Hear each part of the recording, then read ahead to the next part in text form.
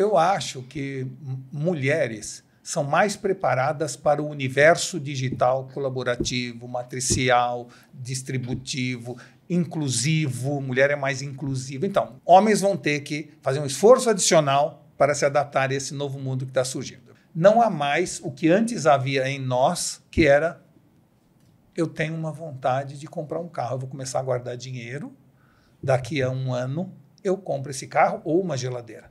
Agora é assim, eu quero uma geladeira aqui e agora. Por isso é que gente do Bolsa Família joga o dinheiro no Bet. Eu só acho que a inteligência artificial, ela não veio para tirar emprego, até vai tirar alguns. Ela veio para devolver nossa humanidade.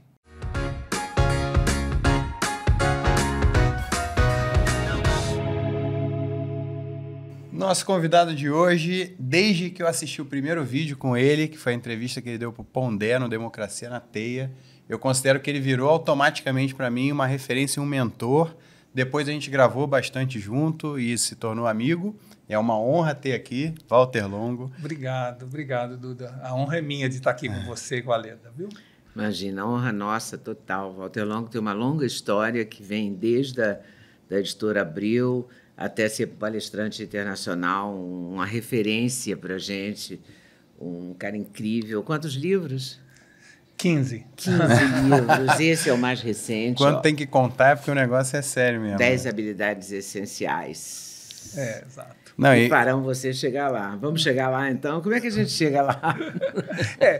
Você sabe que eu evito muito, Leda, fazer sugestões do que você deve fazer. Eu sempre evitei. Esse é o 15º livro. Nos 14 anteriores, eu evitei. Mas aí, conversando com os editores, não, você precisa ter um pouco mais de promessa, não sei o que, acabei cedendo, né? Mas, no fundo, é o seguinte, o que o livro trata é discutir o que hoje, fruto de tudo que aconteceu no mundo, são as novas habilidades frente à inteligência artificial, frente ao trabalho mais em equipe, frente ao conceito de inteligência emocional, frente a um mundo mais colaborativo. Você precisa desenvolver novos skills. A discussão do livro é quais são esses skills e, de certa maneira, definir, se você não tem, o que você faz para limitar esse problema ou esse desafio. Então, vou dar um exemplo a vocês. Um dos skills mais importantes hoje é a adaptabilidade. Sim. Não é? Todo mundo fala que num mundo que muda o tempo inteiro, você tem que estar adaptável a tudo. Então, um dos skills é a adaptabilidade. Eu não sou uma pessoa adaptável. Naturalmente adaptável. Sim. Eu sofro muito com o aleatório. Eu me sinto mal quando algo inesperado ocorre. Então, e você conhece a minha mulher, a Cristina, ela é absolutamente adaptável. Ou seja, se ela estiver dando uma palestra e falhar o som, ela dança, canta, faz qualquer coisa.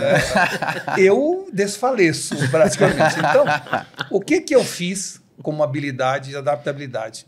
Eu faço adaptabilidade por planejamento. Eu tenho uma bolsa que eu levo que tem todos os tipos de adaptador que existem. Eu faço... O teu slide não está encaixando. Isso, aqui. Eu faço a versão em Keynote, a versão em PowerPoint, a versão em PDF. Ou seja, eu me nutro de opções as mais variadas para, chegando lá, se não der algo, algo dará. É a pessoa mais prevenida do mundo. Isso, então. Prevenir e antecipar problemas é uma forma de você ser adaptável se por acaso o seu DNA não é adaptável. Esse, né? Então, essa é a história. Que maravilha, um belo exemplo. De exemplos de Walter Longo, a gente fica inteiramente fascinado. Não, primeiro, né, a gente já começou falando nos bastidores que o Walter ele tem um poder de síntese impressionante ali, tanto para colocar em poucas palavras, né, um poder de síntese na linguagem, tanto ligando pontos, ideias e conceitos de uma forma muito... Depois que você fala, fica meio óbvio, né? Tipo, aquela coisa, momento eureka. Como assim? Eu não pensei nisso, mas não pensei. E depois não esquece mais, né? Você sabe que, falando em óbvio, é interessante. Eu sempre procurei ser, como vocês já trataram disso comigo várias vezes, procurei ser nexialista. Nexialista é a pessoa que não é nem especialista, nem generalista. É aquela pessoa que tem uma visão gestáltica, abrangente de tudo, e que quando tem um problema, um desafio, vai fundo naquilo como se um especialista fosse. Né? Então, ser nexialista, você acaba, através dos anos, conseguindo antecipar o segundo anel de consequências.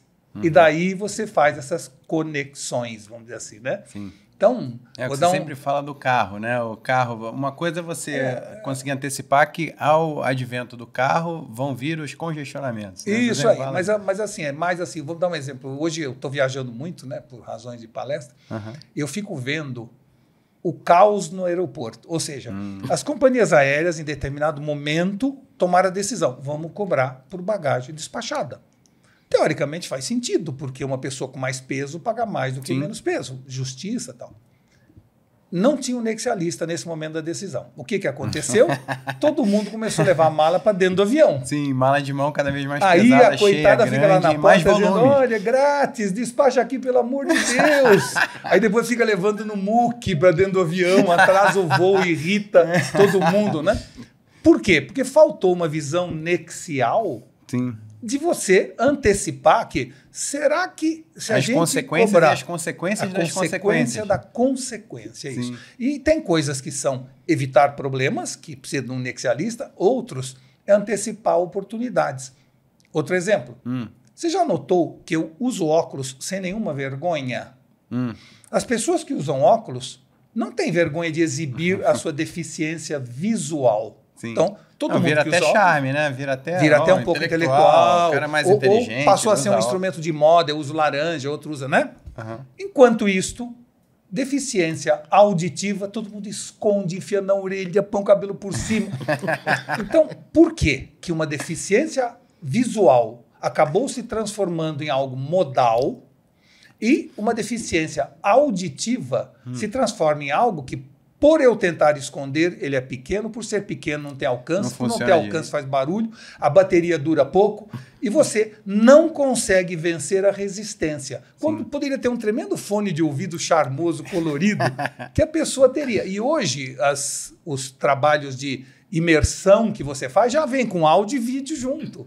Você já olha o óculos de imersão e ainda tem o som no seu ouvido. Então, aí vem a pergunta, e por que as empresas que vendem óculos não desenvolveram também de maneira modal o ouvido, já que a haste vai em cima da orelha. Então, você começa a analisar e fala, peraí, olha que oportunidade você desmitificar ou despreconceitualizar a deficiência auditiva, fazendo com que alguém tenha um tremendo charme de usar um fone de ouvido bacana e que possa, com isso, ter muito mais alcance auditivo e parar de ter vergonha disso. Né? Então, é um exemplo de raciocínio nexial que a gente faz a partir desse treino de gerar conexões. E hoje em dia também, com essas novas possibilidades das marcas se conectarem direto com o seu nicho, subnicho específico para testar, fazer um MVP e tal, fica muito mais fácil de você criar, fazer um mínimo produto viável, um POC, né, desse tipo de ideia com um nicho que tem menos vaidade. Fazendo uma autorreferência aqui, a gente tem um drama, colocando o podcast como o encontro de gerações, mas também tem um monte de conflito.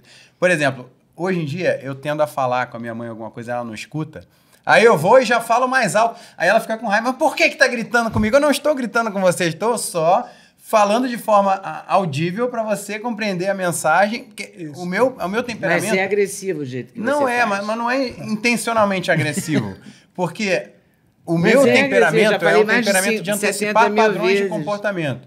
Isso. Aí, quando ela já não escutou uma ou duas vezes, aí eu já falo mais alto para ela entender. Isso. Aí ela fica ofendida porque eu tô gritando. Você tá gritando. Né? Depois você assiste esse vídeo, você vai ver que você está gritando. Não, mas é que você não percebe que você está gritando. Mas se não gritar, você não ouve. É claro que eu vou ouvir. Você não pode falar para dentro. Eu tenho uma deficiência auditiva bastante evidente. Vou confessar agora. No ouvido que eu usei ponto 40 e tantos anos, 50 anos praticamente.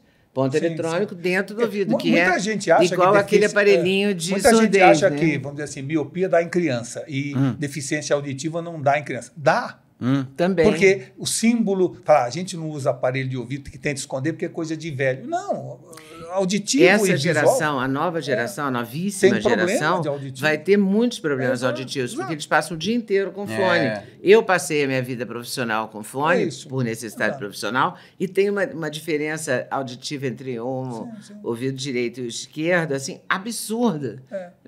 Quando é palpável no exame, na audiometria, fica claríssimo isso, entendeu? E você usaria um aparelho auditivo? Eu vou ter que usar, mas é muito mais desconfortável. Evidente, ou você buscaria não sei se eu usaria. Usaria o mais ela evidente. Ela não usaria como a gente não usaria há 10 anos atrás um carro coreano e agora usa. Não usaria um carro chinês e agora usa. Conceitos mudam a partir agora, olhando de você assumir o seu óculos, eu fiquei pensando, se ele já... Eu adorei essa haste laranja. Eu tenho o maior fascínio por óculos, embora eu use pouco porque eu fiz cirurgia e tal.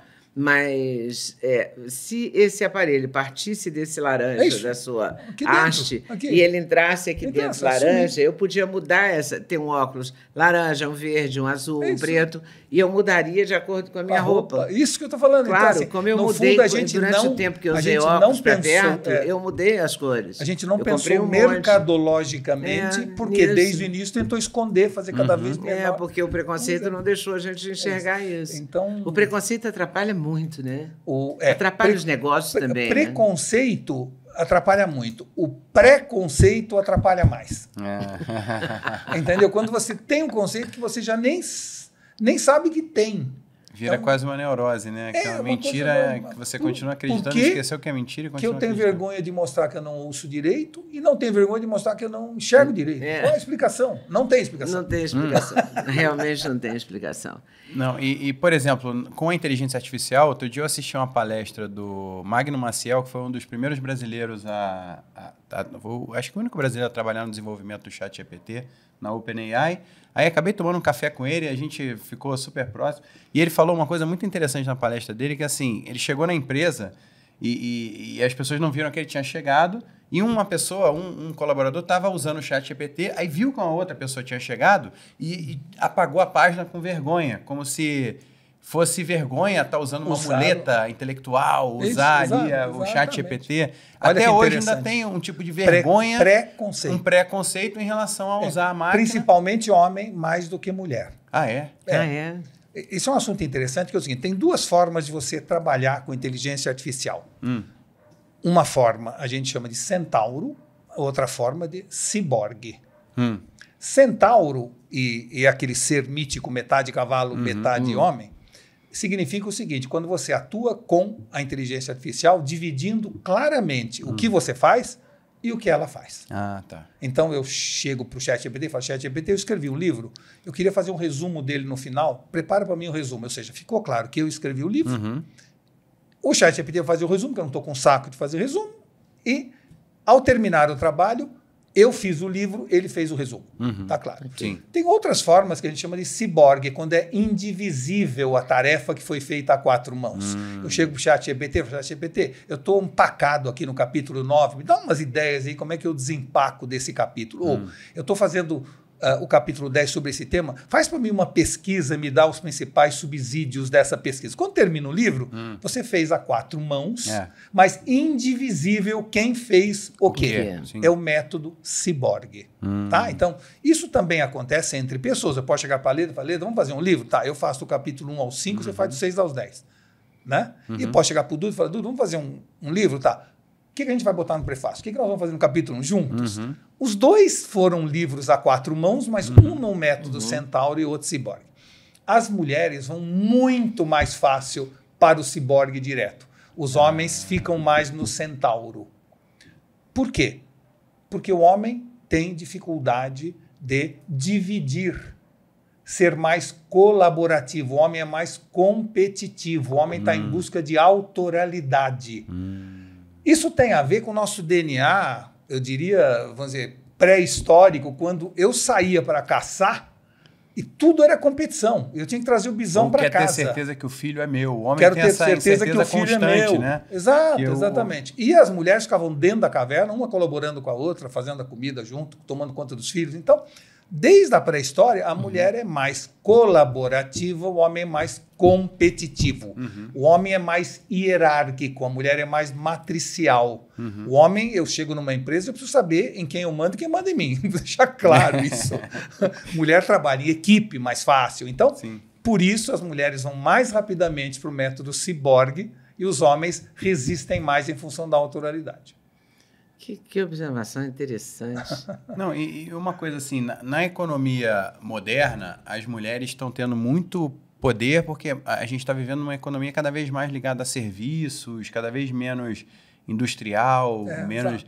Né? Então, as mulheres estão tendo um protagonismo muito grande e muita gente aponta... Eu escrevi um livro chamado Mulheres São Digitais, Homens São Analógicos. Né? Esse livro, que eu escrevi há muitos anos, deixava claro isso, que o mundo digital, que é um mundo mais colaborativo, mais matricial, mais de comunicação através do diálogo e não do monólogo, é muito mais acessível para um DNA e uma mente feminina do que masculina.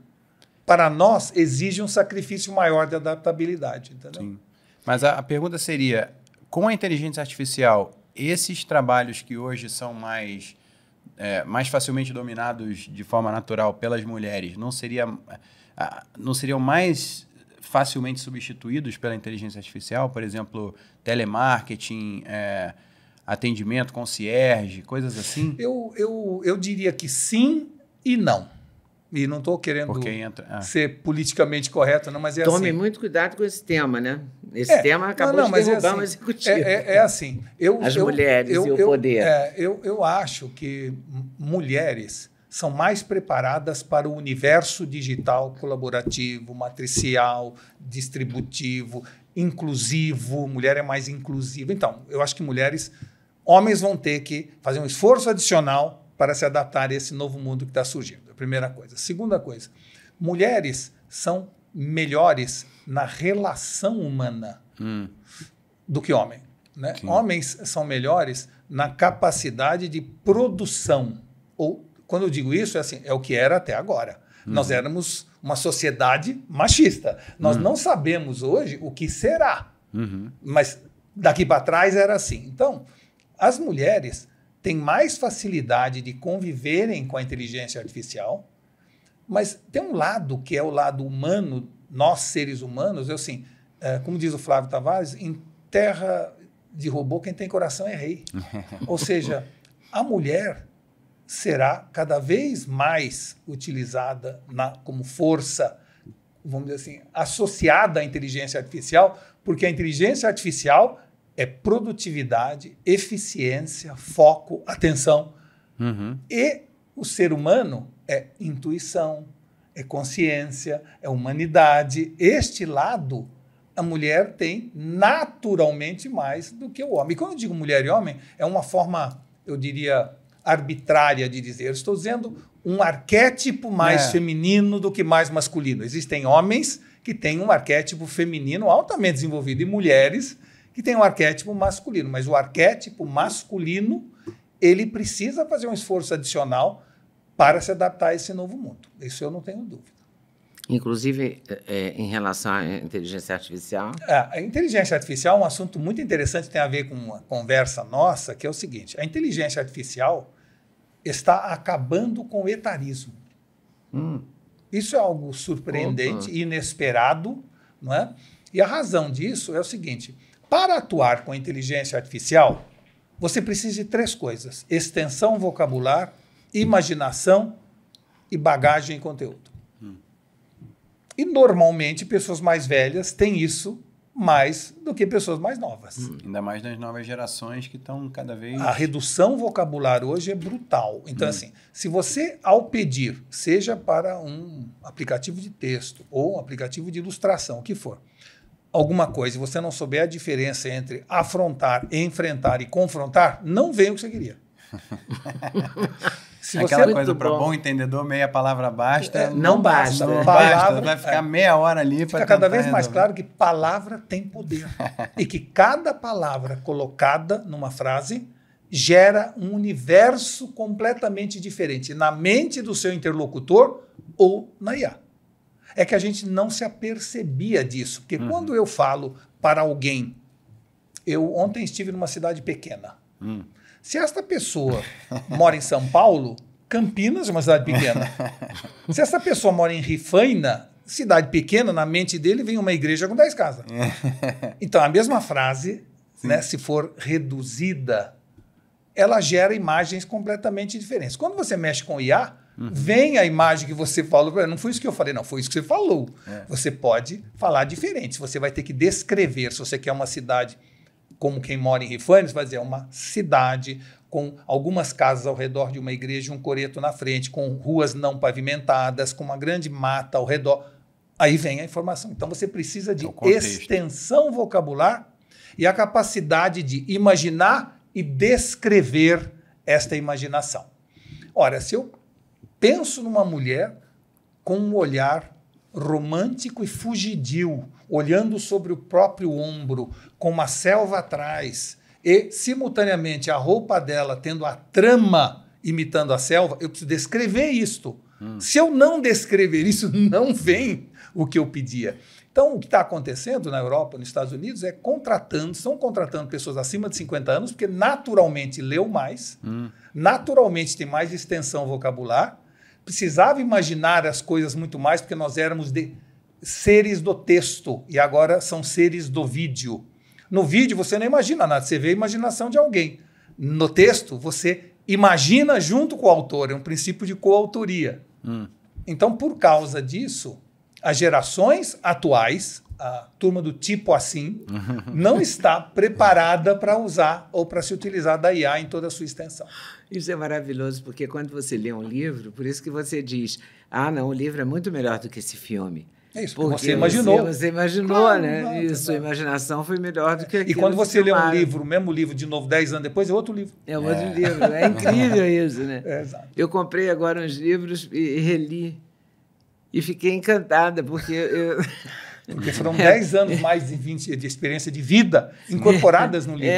Que muito te geram bom, uma imaginação completamente diferente. Muito e também a diferença de um clássico, que é perene, de um livro de moda ou uma coisa meio passageira, né? Mas você sabe que mesmo assim, né, se você usar a sua imaginação, no fundo, as entrelinhas são mais importantes que as linhas. Né? Qualquer livro tem sua serventia. Bula de remédio te ensina muito. Quero que você entenda assim, depende como você lê, né? Não apenas o que você lê, mas como você lê. Eu acredito que os ensinamentos não estão nas linhas, estão nas entrelinhas, né? E esse ensinamento são as divagações, as constatações. Nesse mundo atual, a gente não divaga mais. Você não terá imaginação sem divagação. Nós estávamos brincando agora há pouco que ideia é que nem gato e não cachorro, vem quando quer e não quando a gente chama. Por isso, porque você precisa divagar para treinar a sua imaginação. Nós, antigamente, divagávamos. Eu ficava dentro de um ônibus olhando pela janela horas até chegar no local de destino. Hoje eu estou no celular.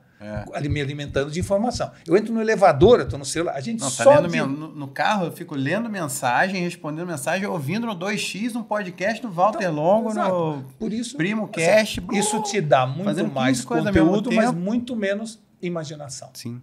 Tá? Então você está cada vez mais com infoxicação, que é essa intoxicação por informação. E que você falou no elevador, você entra no elevador, tem uma tela com informação. Com anúncios rodando. Que está ficando. Anúncios como informação. Mas que antes era audiência cativa. Agora você tem o celular na mão de todo mundo está olhando o celular, além da tela. Além da tela. Você tem duas, três telas. Tem aquela mensagem antes de entrar no elevador, certifique-se que o mesmo está no andar. Uma raiva isso aí. Mas eu olho toda vez. Eu também, mas eu fico com raiva toda vez. Eu olho toda vez, mas será que está mesmo aqui? A conversa que está muito boa, mas eu queria te dar de presente aqui. Inclusive, queria dizer que o Diego e a Tiane, donos da Doctors First, fizeram uma mentoria com você, adoram você. Que bom, que legal. Um beijão especial aí pro Diego. Um beijão para eles. Que admiram muito o seu trabalho. Então, muito dos seus ensinamentos está na criação da marca, na gestão da empresa. Que bom. Isso te dá uma sensação agradável? Quer dizer, você tem um prazer de saber, eu ajudei muita gente a criar e a fazer e tenho ajudado. Seria muito cabotino da minha parte dizer que não. Né? Ou seja, eu às vezes encontro com pessoas e falo, puta, li seu livro, mudou minha vida, ou mudei de profissão, escolhi, hoje estou fazendo isso porque você... porque, no fundo, o que todo mundo quer, né? E é próprio do gênero humano, todo mundo quer, é fazer diferença. É o legado. Quando a gente fala, não, o cara só pensa em dinheiro, ou o cara está em busca de poder, ou o cara está querendo que todo mundo goste dele, no fundo, o que a gente quer, quando sobe na pirâmide de Maslow, é fazer diferença. Sim. Então, quando você ouve um testemunho de que você fez diferença de alguma forma, de preferência para o bem, você sente que deixou legado. E legado não é deixar alguma coisa para as pessoas, é deixar alguma coisa nas pessoas. Isso é legado. Então, quando você ouve que você conseguiu, de alguma forma, transformar a realidade, às vezes de uma coisa pequena para mim, grande para ele, né? A ponto de ele vir, relembrar, verbalizar, é sempre muito bom. Eu acho que é o que me move, é o que nos faz pegar um avião e até o fim do mundo. Chega lá, pegar um carro, andar mais 4 horas para chegar para um local e dar uma palestra. É isso, eu acho que sim, eu acho que faz diferença. Sim. E, na verdade, a gente, falando nisso de querer fazer a diferença, o que eu observei ao longo da minha experiência é que a gente quer fazer sucesso, a gente quer fazer a diferença na aldeia da gente. Ela é mais relevante, né? claro. É muito importante. É verdade. Primeiro, entre os seus. A vida da gente é como botar o cinto de segurança ou a máscara de oxigênio que cai. Primeiro põe em você, depois ajude o outro. Não é assim? A gente tem uma tribalização natural de estar preocupado com os que estão dentro da caverna do que fora da caverna. E isso é desde os primórdios, claro. Né? E isso faz bem? Não, eu diria que faz bem porque nos trouxe até aqui. Nós sobrevivemos, nós somos o único homo que sobrevivemos em relação a todos os outros que surgiram, mas exageradamente faz mal porque gera um egoísmo, egocentrismo, egofilismo, que é preocupante, e os algoritmos estão incentivando ainda mais isso. E aí você, sendo uma pessoa muito tribalizada, você fica sectário, você não aceita o contraditório. Então, como tudo na vida é uma questão de dose, né? Mas, sem dúvida, esta visão de que o que me importa são os meus foi o que fez a humanidade chegar onde chegou, né? A preocupação de defender os que estão ao meu redor, né? Essa preocupação de quem é minha família, porque a minha família é mais importante que a família do outro. Egoísmo e altruísmo são sentimentos que, dependendo da época, são bons ou ruins, né? O egoísmo fez com que muita gente sobrevivesse em períodos de escassez e chegasse a ter sua prole perpetuada, né? Em momentos de abundância, o altruísmo talvez seja a forma melhor de você sobreviver. Então, é tudo muito subjetivo da gente falar peremptoriamente A ou B, né? São 50 tons de cinza, eu diria. Né? Não, e tem uma coisa maravilhosa assim do ser humano ser um bicho social, é que você grava na sua própria memória ao passar o conhecimento adiante com muito mais facilidade do que se você for só ler ou só consumir um conteúdo. Duda, né? Você está falando é importantíssimo. Você não tem ideia como o que vocês estão fazendo aqui é a repetição do que há milênios acontecia atrás, que é... As pessoas se reuniam ao redor de uma fogueira e contavam histórias, né? O que vocês fazem agora aqui são luzes, é uma fogueira câmeras. digital, onde a gente vem aqui e conta histórias. Mas o que você falou é verdade. Quem conta história, não é, aprende muito mais do que quem ouve. Sim. É isso que você está falando, né? Sim, é verdade, sim. Eu concordo 100% com isso. Você conceitua melhor quanto mais você conta a história. E dizem que a vida, na verdade, se divide em 4 fases. Tem uma fase onde eu ouço história, tem uma fase onde eu faço história, tem uma área onde eu conto história e tem uma área onde eu viro história, que aí você morreu. Na vida, são 4 fases de história. E sempre em torno da história. Eu ouvir história, contar história, viver história, criar a sua própria história, é o grande barato da vida também, né? Eu acho que é o grande barato e é uma sensação de accomplishment, né? De realização, assim. Tomando cuidado, né? de não estar excessivamente preocupado em ser protagonista o tempo inteiro. Eu acho que quando a igreja fala de humildade, né? E tem muita gente que, infelizmente, tem orgulho de ser humilde, o que é um contrassenso, né? Mas, assim, humildade é importante porque há momentos de protagonismo e há momentos de coadjuvância. Sim. E porque você tem que dar o protagonismo para outras pessoas. Isso em casamento é fundamental, sabe? Eu vejo, às vezes, disputa entre casais que os dois querem ser protagonistas, às vezes num jantar entre amigos, ou às vezes profissionalmente, não é? E eu acho que se você é maduro o suficiente, você tem que entender que dar protagonismo para as pessoas ao seu redor torna você maior. Isso vale para o mundo profissional também. Sem dúvida. Jogador de futebol, esse cara é muito fominha. O fominha é quando o cara está com esse Só ele desequilíbrio. Jogar, ele não passa a bola na hora. Então, isso na hora que a gente assiste o jogo, no futebol, acho que fica muito claro isso. O sujeito não dá o passe, né? Mas eu acho que também nas nossas profissões, quanta gente que quer cortar fita, quanta gente que não dá, né? Eu voltei de Tóquio agora e lá a gente foi ver muito liderança no Japão, etc., com um grupo de empresários. Fica muito claro que lá no Japão é praticada a liderança servidora, porque tem a liderança autocrática, democrática, a liderança carismática, tem vários tipos de liderança. Lá, a liderança servidora. A função do líder é dar o máximo de espaço, responsabilidade e protagonismo para os seus subordinados. É para isso que ele existe como ser. Faz parte da cultura japonesa? Faz parte da cultura japonesa, uma liderança servidora, que é dar espaço. É evidente que lá o grau de autonomia que você dá para o teu subordinado é muito maior, porque o teu subordinado também é mais ordeiro, organizado, né? Toma mais cuidado. Você tem povos que têm culturas muito diferentes. Sim. Então, aqui você tem talvez que ser um pouco mais controller, porque se você der autonomia, a pessoa não tem o mesmo nível de responsabilidade que pode ter num operário japonês. Eu estou falando de uma máquina e assim. Então, cada povo não há capacidade nossa de julgar quem é certo e quem é errado.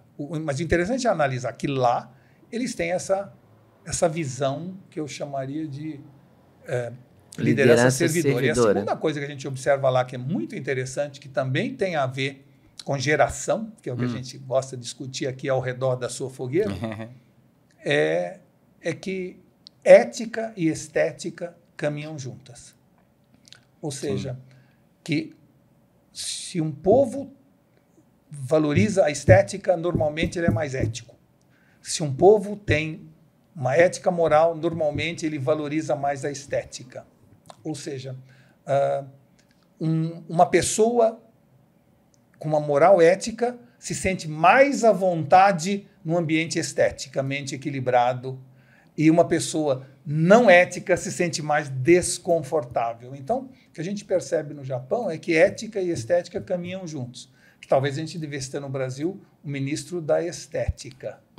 Ou da ética, né? Sim. Porque um leva ao outro. Mas o que é interessante é que a juventude já está um pouco afastada desta visão. Lá no Japão, inclusive, já não anda mais vestido de maneira estética, já busca um pouco do choque. As gerações adolescentes, normalmente, que se rebelam contra esse excesso de estética, etc. Lá as crianças ainda usam uniforme e tal, mas quando chega na juventude já começa a pintar o cabelo de vermelho, já começa a fazer um pouco isso. Lá tem extremos, né? Quem é muito certinho, quem é muito doidão, né? Lá tem e ainda é uma minoria, esse doidão ainda é uma minoria. A grande maioria se veste de maneira adequada, estética. A gente não vê lá no Japão alguém entrar no avião com camiseta regata e croque, sabe? Não existe isso. Existem ambientes para cada coisa. Né? E isso faz com que, se uma carteira cair no chão, fique lá 3 dias, ninguém mexe, porque se a carteira caiu, alguém vai lá e vai pegar de volta.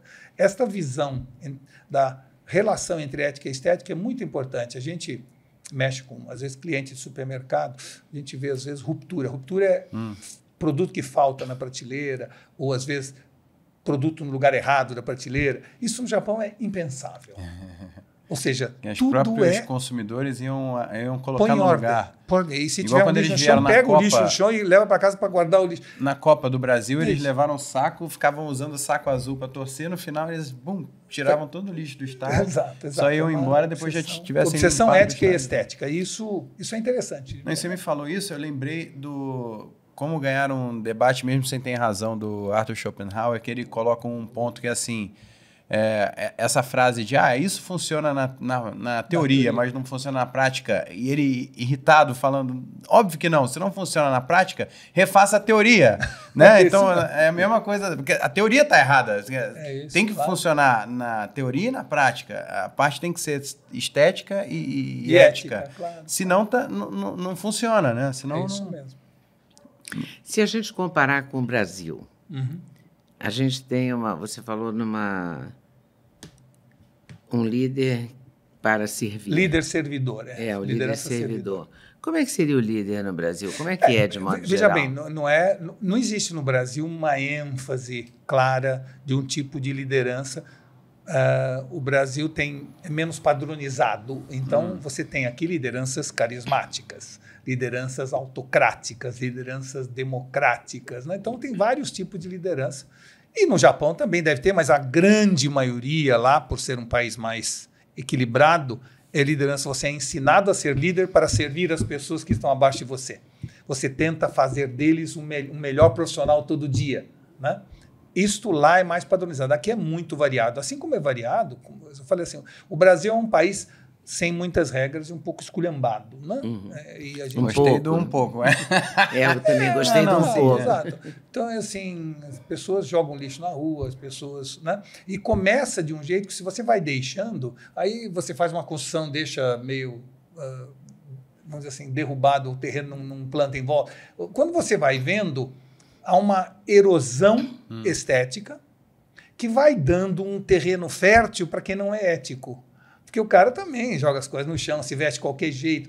É gozado. Olha, o home office piorou muito a qualidade estética das pessoas. Eu noto isso. Ou seja, estou em casa, vou ficar de sandália havaiana, não sei o que. Depois vou ter esquina sandália havaiana. Põe em cima, exato.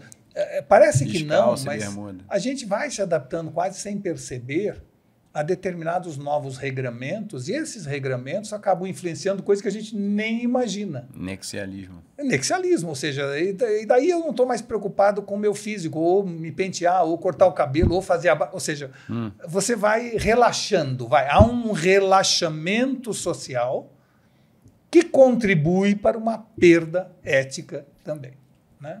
Então, eu acho, por outro lado, né, que o Brasil tem uma dificuldade da chamada estrutura social, é difícil administrar. O Sandro Pertini, governante na Itália, dizia: governar a Itália não é difícil, é inútil. É uma frase maravilhosa. Maravilhosa. Maravilhosa, porque assim, não adianta. Né? O Brasil é um pouco assim. O Brasil tem esse lado. Mas o povo é maravilhoso como indivíduos. Então, assim, é muito interessante de ver que povos que são maravilhosos como conjunto social são menos interessantes como indivíduos. E povos que são interessantíssimos como indivíduo, cada um por si, é uma zona social absoluta. Né? Então, o brasileiro recebe bem o japonês vira brasileiro em uma só geração. Agora o brasileiro vai mudar para o Japão, até ele ser aceito demora décadas. Será que ele vai ser aceito como um igual ali? Eu acho assim, o problema do Japão é que o Japão ele é um país coletivista, e quando você é individualista, é mais difícil você aceitar a visão coletiva, né? É muito mais difícil.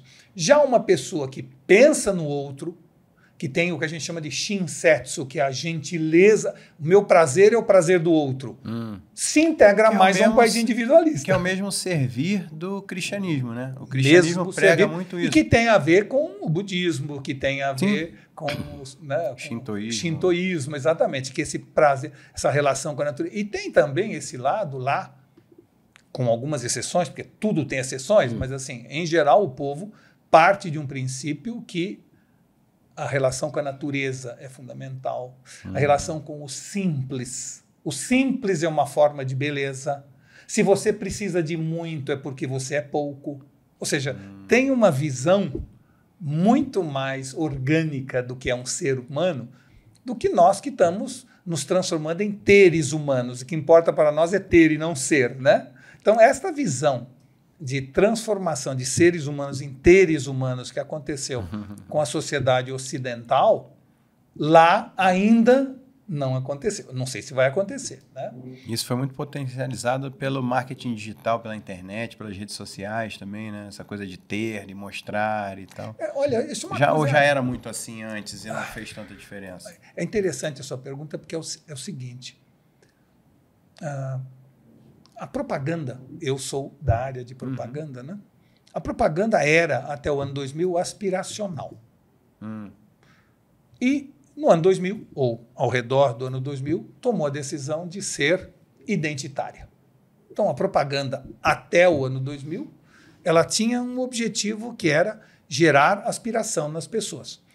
O carro era para conquistar um novo amor, ou para gerar inveja no vizinho, ou para ter sucesso na corporação. Ou seja, qualquer objeto, a margarina delícia em cima da mesa gerava um café da manhã dos sonhos, com a mulher linda e romântica, o marido atencioso, as crianças educadas. Margarina, né? Não é isso, exato. Família de margarina. E você então comprava margarina com a aspiração de ter um café da manhã daquele. Chegou um momento que você isso é um absurdo. Não faz nenhum sentido. Isso não é verdade. Vamos espelhar na propaganda a verdade. E veio a visão identitária. Nós vamos mostrar a mulher de cabelo desgrenhado e penhoar, o marido lendo jornal nem prestando atenção nela, as crianças correndo para ir para a escola, né? Ou, no caso do carro, vamos mostrar os features do produto, um cachorro correndo atrás do carro, e o carro rápido, você não consegue nem ver o modelo direito, né? Porque o importante era gerar identidade com as pessoas. E mesmo cerveja, que antes era sedução, mulheres lindas, etc. Não, isso é um absurdo. Vamos botar gente de sandália havaiana, short, bermuda, né? Tocando pagode.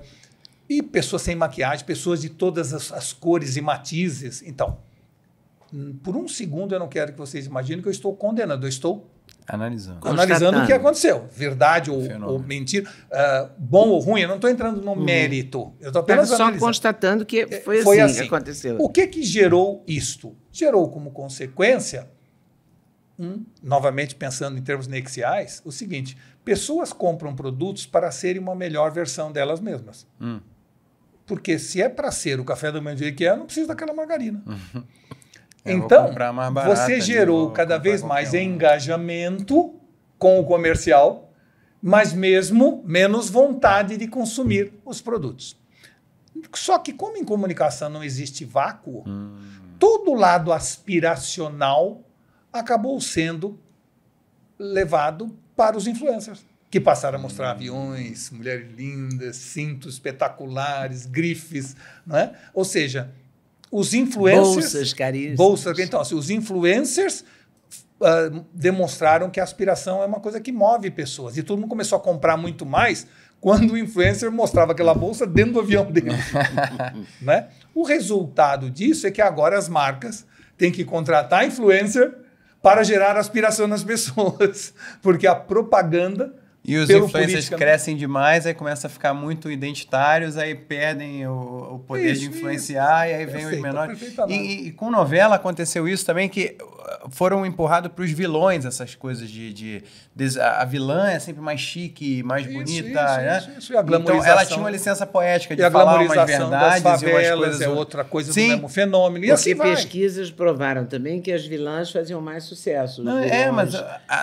Mas elas faziam mais sucesso porque eles ao condenar que na novela que o rico é sempre bandido e mau caráter e que o pobrezinho é mocinho, o que não necessariamente é verdade, que existe mau caráter em qualquer classe social, mas vamos dizer assim, ao criar esta fábula, não é? E também tinha uma certa agenda política por trás, mas nem entrando nesse mérito. Pode até ter, exato. Eu não saberia dizer qual era a razão, mas eu acho que aconteceu. Então, o resultado disso é que você acaba tendo umas pessoas... E olha, as novas gerações querem cada vez menos. As novas gerações não querem mais tirar carta porque não precisa de carro, vai usar Uber, eu compro roupa no brechó. Ou seja, as pessoas aqui no Brasil principalmente, mas também está acontecendo como fenômeno ocidental, não estão desejando, almejando coisas. E quando querem ou almejam, querem aqui e agora. E esse talvez seja o fenômeno mais preocupante. A gente entrou numa era da efemeridade, onde as pessoas querem aqui e agora tudo. Não há mais o que antes havia em nós, que era: eu tenho uma vontade de comprar um carro, eu vou começar a guardar dinheiro, daqui a um ano eu compro esse carro ou uma geladeira. Agora é assim, eu quero uma geladeira aqui e agora. Por isso é que gente do Bolsa Família joga o dinheiro no Bet. Por quê? Porque ele não quer guardar o dinheiro, economizar para ter alguma coisa. Ele quer aquela coisa... Eles gastam, tipo, em média, acho que R$140 de 600 que eles recebem do Bolsa Família em jogos. Se ele guardasse esses R$140 por mês, poderia com juros compostos e rendendo direitinho. Mas o brasileiro não tem essa formação. O brasileiro não tem, as novas gerações têm menos ainda. Ou seja, tudo que a gente vê hoje é assim: por que a igreja evangélica ganha adeptos e a igreja católica perde adeptos? Porque a igreja evangélica promete entregar agora o que a igreja católica promete entregar depois que você morrer. Também. Ou seja, é um problema de curto e longo prazo, tá certo? Então, é assim, é importante a gente entender que esta visão de gratificação instantânea está mudando o mercado muito. E o problema é que se a pessoa tenta e não consegue, ela vai para o tigrinho, depois ela vai para o roubo de celular, depois ela vai para troca de diamante. Ela quer gratificação instantânea, imediata, aqui e agora. Tudo, imediata. Em tudo. Na hora que você vai comprar uma comida, você olha o tempo de entrega. Do supermercado, do restaurante. 22 a 32 minutos. A coisa começou com 1 hora, 50 minutos, 60 minutos. Já está em 22 para 32. Não, e assim, uma pessoa... Eu olho, eu sei porque... eu também olho o horário. Se o seu celular demorar 5 segundos para baixar um site, corresponde à impaciência de ficar na fila 15 minutos. Eu sou uma que reclama disso. Esse celular é uma droga, porque não baixa isso, porque não vai... Não, e uma coisa muito engraçada... Hoje mesmo eu falei isso várias vezes. Uma coisa muito engraçada quando a Zoe era nenenzinha ainda, ela chegava e já... É instintivo, né? Mexer num smartphone com tela touchscreen, você bota ali, ele responde na hora e tal. Aí tava eu com o meu MacBook Pro, super customizado, excelente, uma máquina. Ela chegou, botou a mão na tela, fez assim, e aí a tela não respondeu, ela olhou com uma cara de desprezo, sabe? Por que alguém mexe nessa coisa horrorosa? E foi embora, ignorando solenemente ali, né? Tipo isso que a gente estava falando. Eu acho que a essência era muito melhor, porém a parte da forma... A gente perdeu nas últimas gerações, falando de geração, a gente perdeu a relação bionívoca que havia entre esforço e recompensa. Ou seja, na minha geração, eu entendia que a determinado esforço corresponde a determinada recompensa. Era assim a vida. A gente vivia assim. A gente vivia assim, a vida era assim. Não há mais isso. Né? Agora, mas tem uma coisa que você fala bastante que eu quero te perguntar em relação a essa perspectiva, que com esses novos tempos, novas tecnologias, novas possibilidades, acaba separando muito entre as pessoas que são blindadas, antifrágil, assim, pessoas que conseguem se manter com a moral aristocrática ali, firmes e fortes, que mantêm a relação de investimento causa e efeito e tal. Então, quais são, assim, vai separar? Vai ser quase duas castas, assim? E aí, quais são as 10 habilidades essenciais que fazem a pessoa se manter blindada para... Não, nesse livro aqui eu trato de habilidades para o trabalho e, portanto, menos. Mas, assim, eu acredito que 2 coisas fazem a diferença. Querer e curiosidade. Eu diria que são os 2... E disciplina também.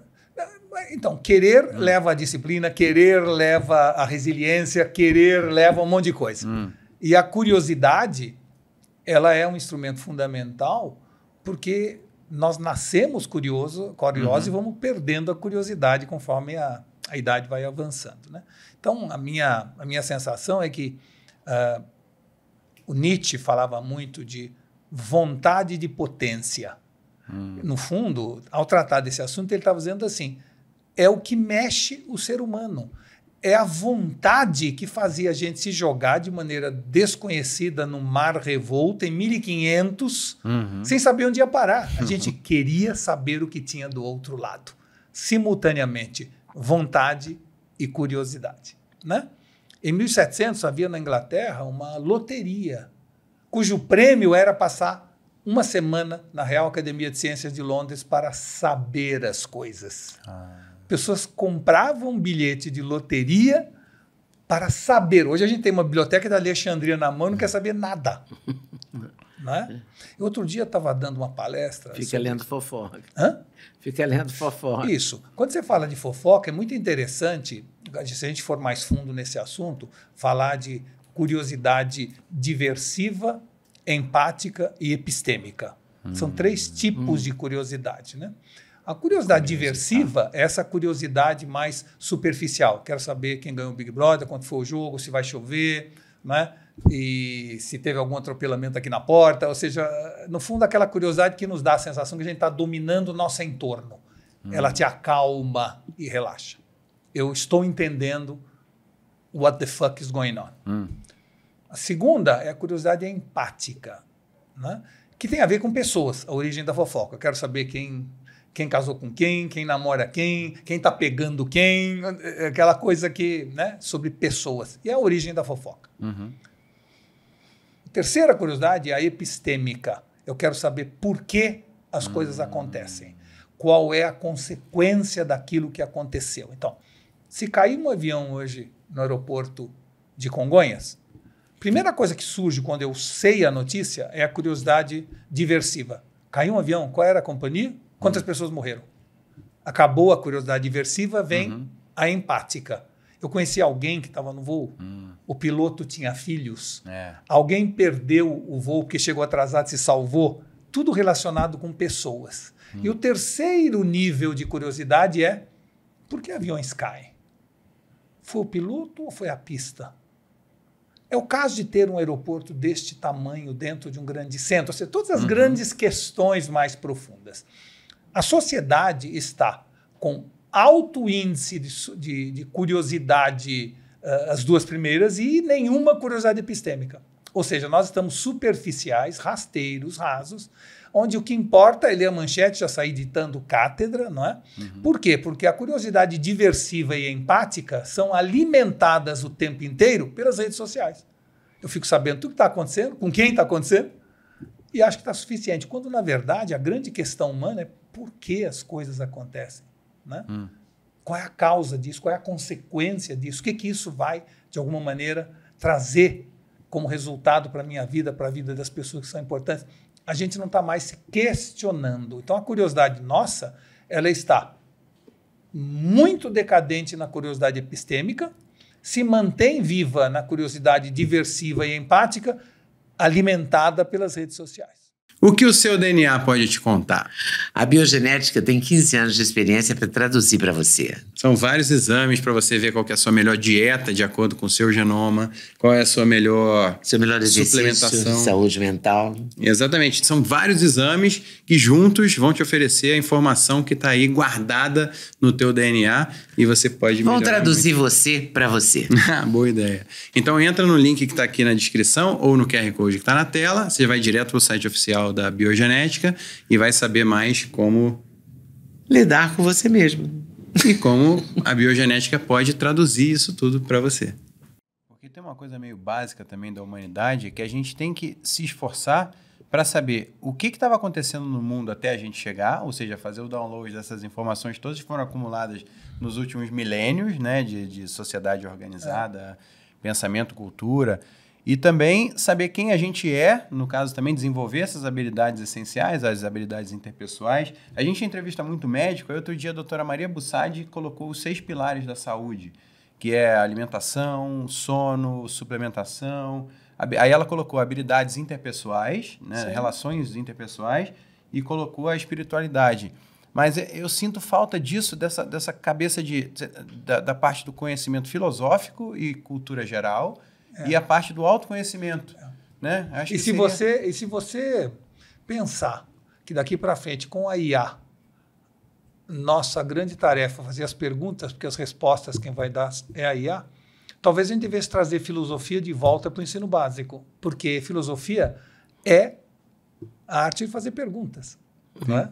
E a gente não está se questionando. Então, novamente, o assunto curiosidade e vontade, eu acho que é o que move uma pessoa. Tem gente, e novamente, nós somos fruto de uma dualidade entre essência e existência. Essência é o que eu sou quando nasci, e existência é o que eu passei durante a minha vida, e é desses dois estímulos que surge um novo ser e uma pessoa. Tal.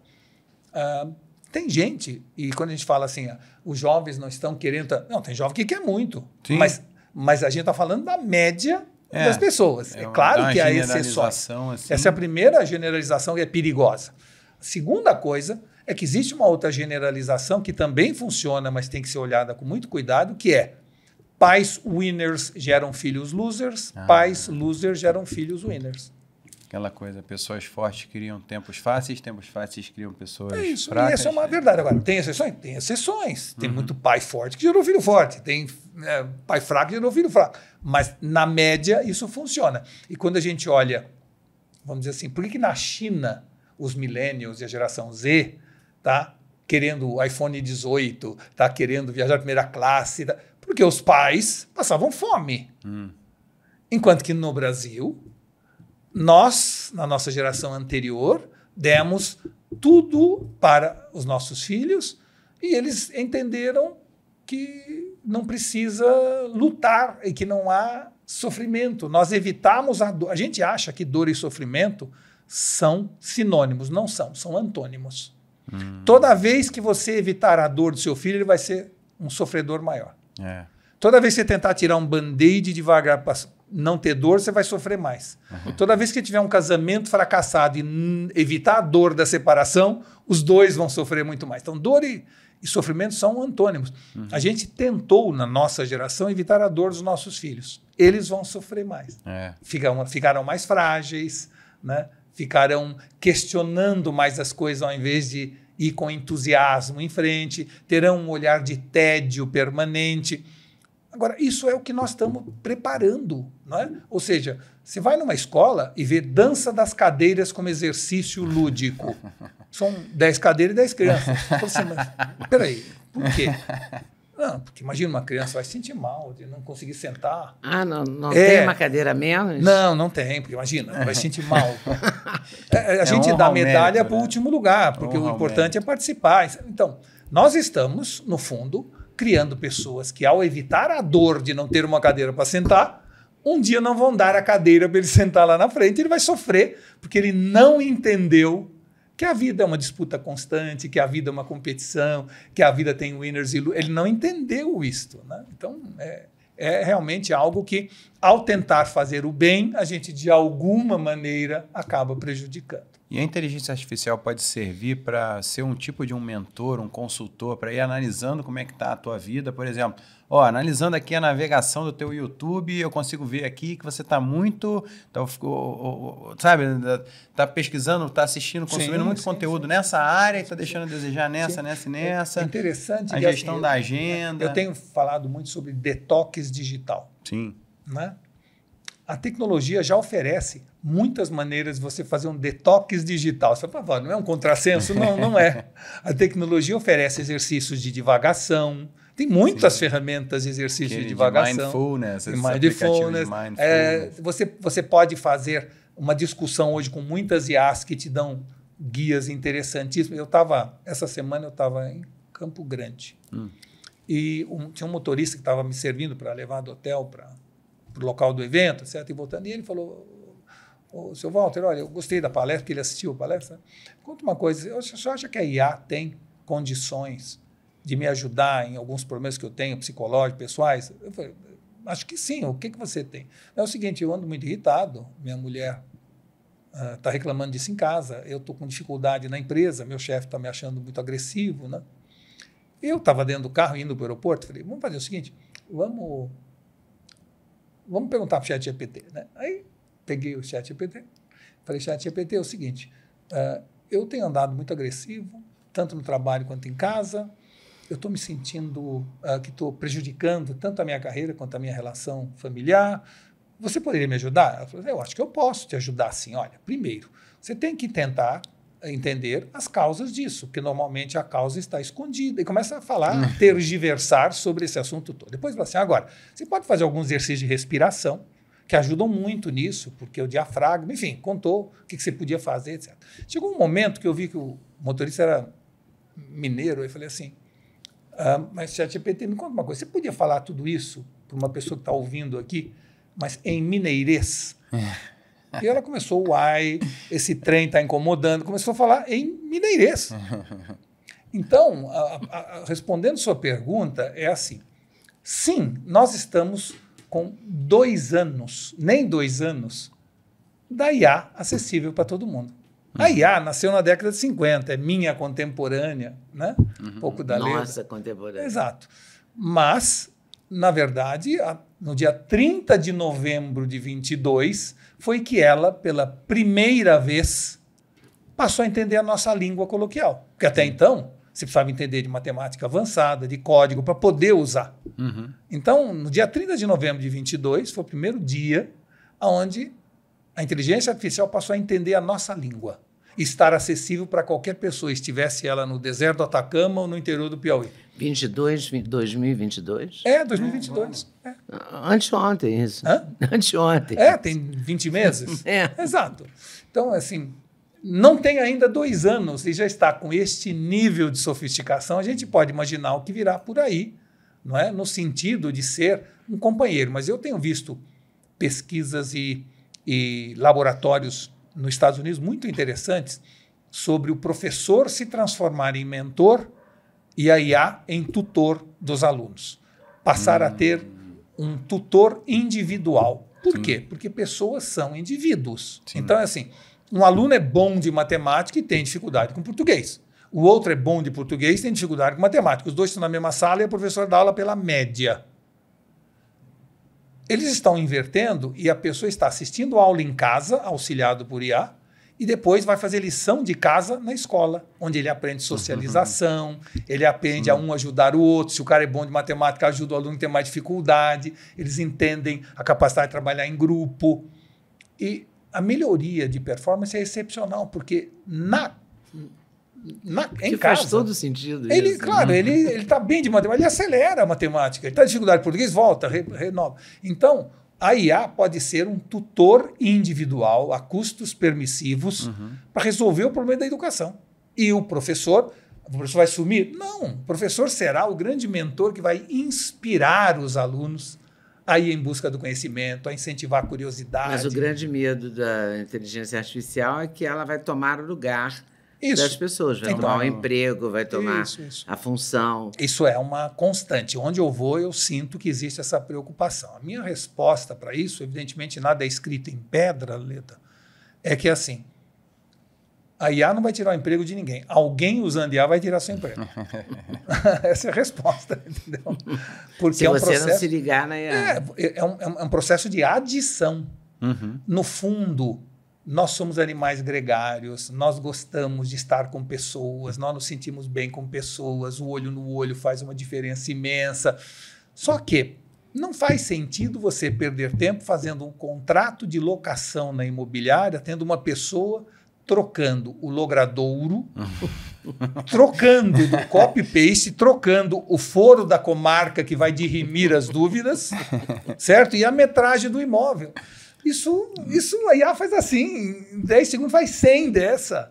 Vamos pegar essa pessoa, vamos botar na rua para ajudar a fazer mais visitas a imóveis, a descobrir novas oportunidades. Vamos fazer coisa mais interessante. A internet também mudou muito a vida das pessoas. Não, gente, não é assim. Porque no início da internet também teve esse medo. Não, assim, mas sempre a internet está chegando, os empregos vão acabar também. Teve esse medo ele é constante, porque a mídia alimenta muito, inclusive, mas assim, telefonista era manual. tinha uma pessoa que enfiava um negócio no buraco. Você pedia uma ligação, lembra? Você pedia uma ligação. Ela conectava duas pessoas. Telefonista e falava. Ascensorista. Dentro de cada elevador tinha um ser humano. Em Brasília ainda tem. Eu confesso que eu tenho raiva desses elevadores, você não pode mudar de ideia. Você tem que digitar do lado de fora o andar que você vai. Isso. Aí ele fala A2, aí você vai pro A2, aí depois você fica meio preso, né? Você não tem botão nenhum dentro do elevador. Mas isso é simples de resolver. Dá pra botar um botão de você... Esse é o botão, eu tenho raiva desse tipo de elevador. Então, mas antigamente tinha... Cada elevador tinha uma pessoa. Sim, mas... Cada ônibus tinha um cobrador. Em Brasília ainda existe isso. No Brasil ainda existe. O Brasil gasta milhões por ano. Milhões. E um dia vão dizer, dentro de cada carro... Com ascensoristas em Brasília. E eles vão reclamar da gente estar falando isso agora nos comentários aqui. Não, tô brincando. Mas Não, mas não é uma coisa fora do... Completamente... Ninguém precisa de ninguém para apertar um botão do elevador. Quer dizer, teoricamente, nos Estados Unidos existe até duas placas de botões. Uma para cadeirante, né? Que é mais embaixo, para a pessoa com deficiência, e a mais em cima para pessoas que não têm deficiência. Antigamente dirigir o elevador era uma manivela. Por isso é que tinha o ascensorista. Era uma manivela. Ela puxava para cá, subia, ela parava no andar. Era tudo manual. E depois fazia assim, descia. Então, a pessoa eu não peguei esse. Não, e por exemplo, uma coisa boba, mas o teatro, até hoje as pessoas falam, quando você vai estrear uma peça, merda pra você. Que era porque a peça que estava cheia, os cavalos ficavam na porta. Os carruagens vinham, os cavalos. Então, fazia eu acho na porta do teatro, daí é merda pra você. Que era sinal de sucesso, porque tinha muito cocô, muita gente cocô na porta. É muito louco isso. A inteligência artificial é mais um tijolinho no muro da evolução humana, mas os tijolinhos de baixo já fizeram pessoas deixarem de serem úteis em uma coisa para serem úteis em outra. Eu só acho que a inteligência artificial, ela não veio para tirar emprego, até vai tirar alguns, ela veio para devolver nossa humanidade. Ou seja, um médico hoje, quando, em questão de 2, 3 minutos, compara a minha ressonância magnética com milhões de outras para melhor prognóstico, em função da inteligência artificial, vai sobrar mais tempo para ele, em vez de fazer o laudo que demora meia hora, porque o laudo já vem da inteligência artificial, vai sobrar tempo para ele para perguntar para mim como eu estou sentindo, como a minha família está reagindo à doença. Prestar mais atenção ao outro. Fazer uma anamnese mais completa. Então pode humanizar. Não, exato. É para humanizar que surge, é para tirar tudo aquilo que é burocrático, repetitivo, enfadonho, chato, aborrecido. Isto, vamos passar para eles e vamos fazer o quê? Ser mais humanos. E na medicina tem uma expressão que é a clínica é soberana. Então, a clínica, o exame clínico, vale muito mais do que todos esses exames de confirmação de laboratório. Continuará sendo. Cria depois uma frase, uma síntese legal, à la Walter Longo, para essa expressão, a clínica é soberana. Para você criar... É verdade. Próxima palestra que eu for, eu quero ver uma dessas. E veja, outra coisa também é o seguinte, a gente fala muito de médico, né, de saúde e tal. A saúde, os conceitos estão se expandindo. Até pouco tempo atrás, saúde era não estar doente. Era isso. Você fala assim, você tem saúde? Tem saúde. Por quê? Eu não estou doente. Saúde hoje expandiu esse conceito. Saúde hoje representa estar bem, sentir-se bem e parecer bem. Nós entendemos e aumentar a produtividade, que parecer bem gera autoestima, que a autoestima melhora. Que a estética e a ética. Então, só que na parte fisiológica. Ou seja, de alguma maneira, hoje a Natália Beauty trabalha no ramo de saúde. Sim. Entendeu? E investimento financeiro que te dá paz de espírito trabalha para ajudar a sua saúde e evitar o estresse. Ou seja, saúde hoje é um negócio conceitualmente muito maior.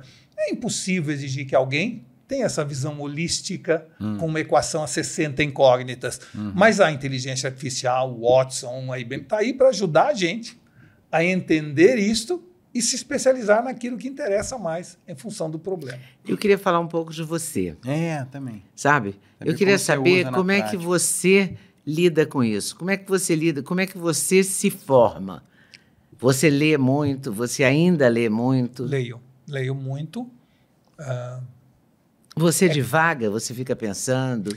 Esse é um exercício. O seu ócio é produtivo? É assim, quando eu tinha 5 anos, eu fazia uma viagem de Mogi das Cruzes para São Paulo a cada 15 dias com meu pai.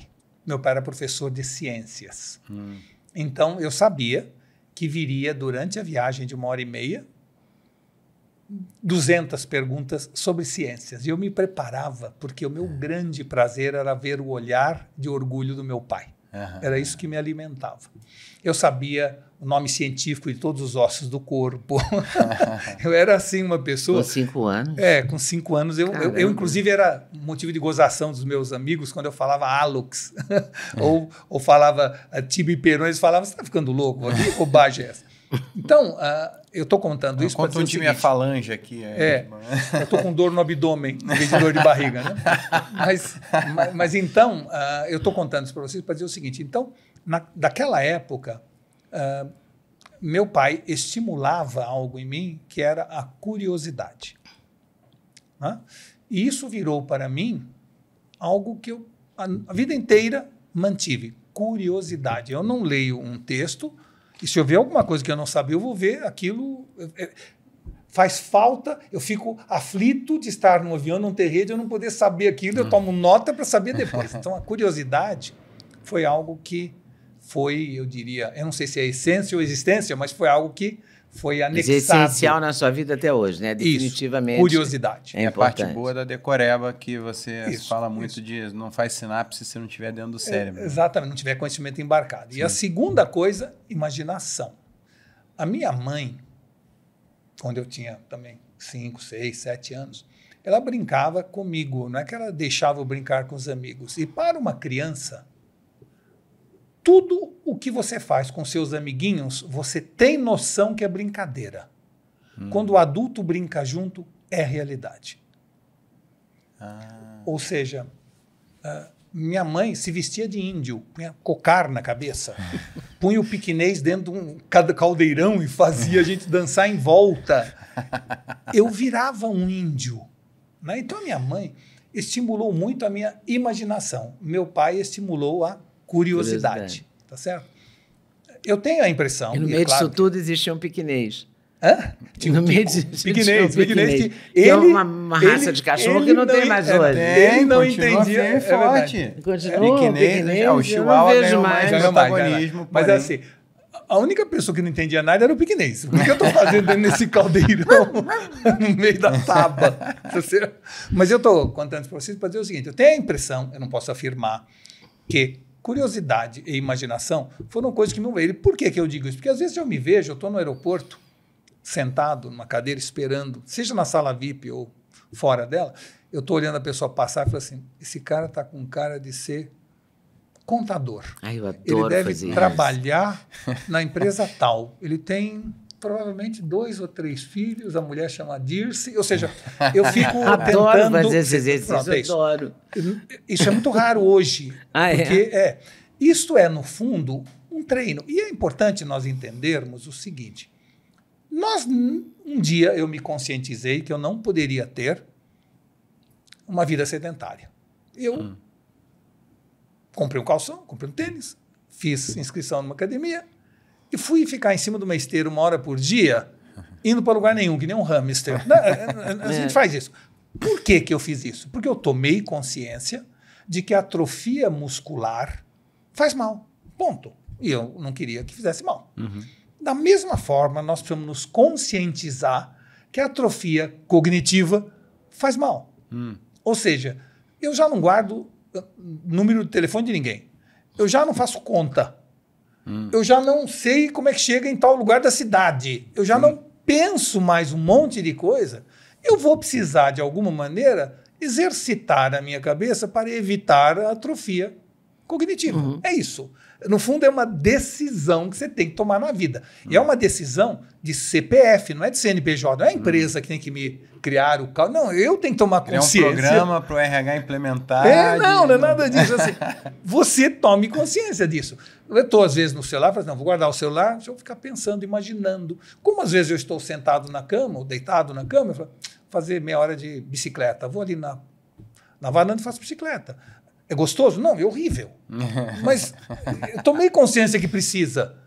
E aí você faz. E quando você faz, você nota que traz resultado. E aí retroalimenta esse processo. Então, eu acredito... Você pergunta para mim como é que... Eu acho que imaginação e curiosidade é algo que meus pais, de alguma maneira, inocularam em mim, mas que eu tenho o mérito de ter mantido a vida toda, não é? Lendo muito, indo em busca de informações que eu não sabia, lendo principalmente o contraditório, minha mulher diz assim, o que você está assistindo? Eu falo, eu estou assistindo algo que está me irritando profundamente. Mas é fundamental, porque tem gente que assiste.